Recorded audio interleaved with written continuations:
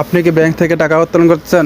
আপনি কি balance check করছেন? তাহলে ভিডিওটি আপনার জন্য। প্রথমে কার্ডটা আপনাকে ব্যাংকে ঢোকাতে হবে, তারপর আপনাকে পাসওয়ার্ড দিতে হবে। পাসওয়ার্ড দেওয়ার পরে প্রেস দিতে হবে। প্রেস দেওয়ার পরে একটু লোডিং করবে। লোডিং নেওয়ার পরে আপনি ব্যালেন্স চেক করছেন, তাহলে ব্যালেন্স ইনকোয়ারিতে ক্লিক করতে হবে।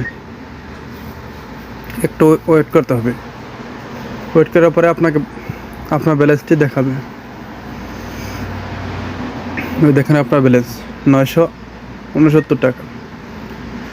আপনি যদি ক্যাশ টাকা উত্তোলন করেন তাহলে দিতে হবে ক্যাশ উইথড্র। কত টাকা উত্তোলন করবেন দেওয়া আছে, আমি আদার্স অ্যামাউন্ট, কারণ আমি 950 টাকা উঠাবো। কনফার্মে ক্লিক করার পরে কিছুক্ষণ লোডিং করবে। লোডিং করার পরে আপনার টাকাটি চলে আসবে।